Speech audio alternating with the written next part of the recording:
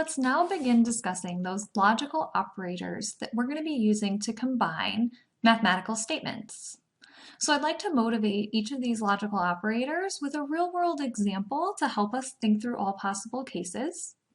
And the example that I have for the word "and" is if you want to ride on the bus, it's important both to have enough money for a ticket to ride the bus, and it's equally important for the bus to show up at the bus stop where you're waiting.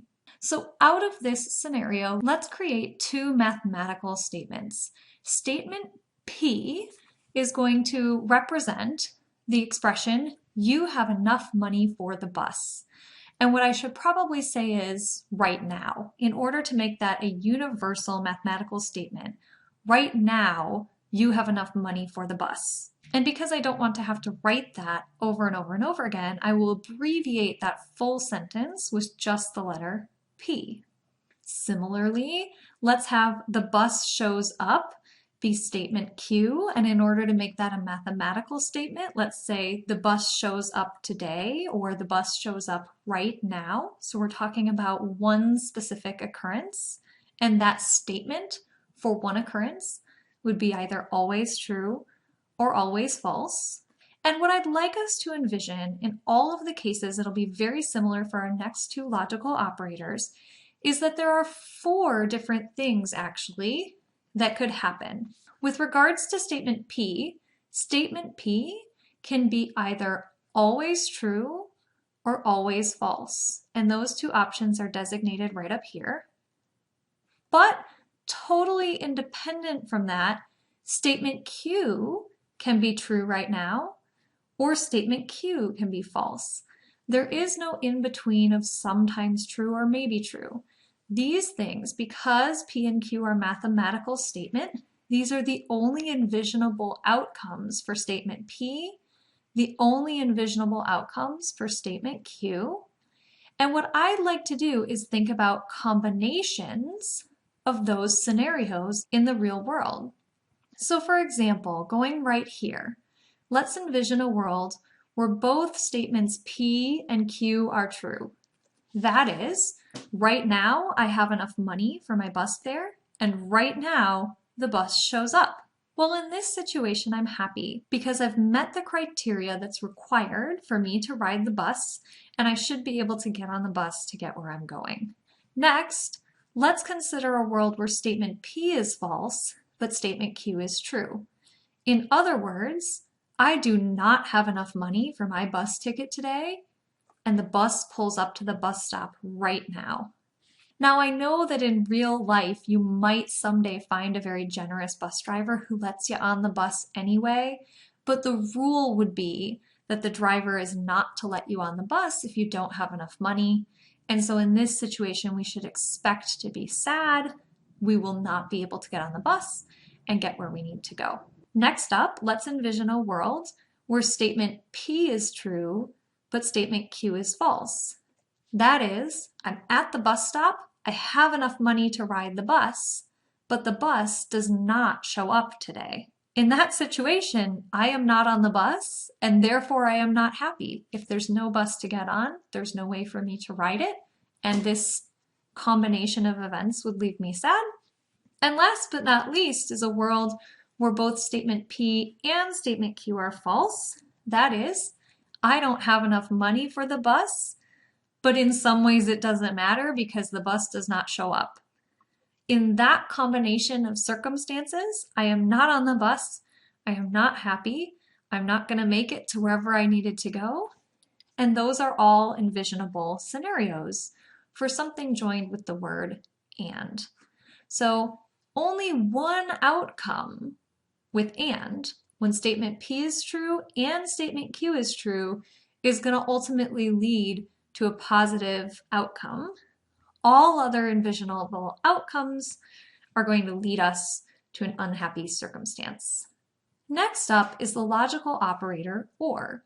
So again, I'd like us to consider a motivating example, and this time we're going to think about the airport. If you arrive at the airport for a domestic flight, the rule is that in order to get on a plane, you must either have your driver's license or your passport as validation of your identity. So again, let's create abbreviated mathematical statements from you have your driver's license at the airport today. Let's let that be statement P. And similarly, let's let statement Q be you have your passport at the airport today, right now. And we're envisioning getting on a plane. The same combination of circumstances are true about the or statement as they were for the and statement. So again, I'd like to go through these 4 possible collections of circumstances and whether we ultimately get on the plane and are happy or are not allowed on the plane. And let's begin here, where both statements P and Q are true. We show up to the airport, we have both our driver's license and our passport with us. In this case, we're happy. We have sufficient documentation for security and they will let us on the plane. Next, let's imagine that statement P is false. So I do not have my driver's license at the airport today, but statement Q is true. So I do have my passport at the airport today.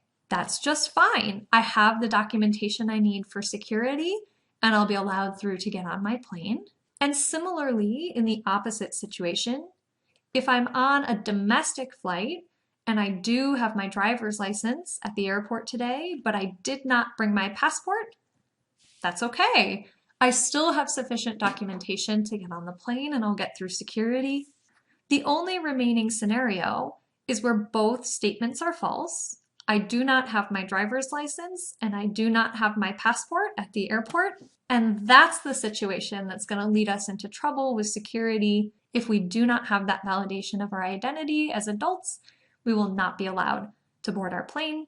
And that's the only situation that leads to a negative outcome here. So different from joining logical operators with the word and, this or statement leads us to 3 situations where we're ultimately happy and are able to follow the rules. There's only 1 situation that leads us to a sad outcome.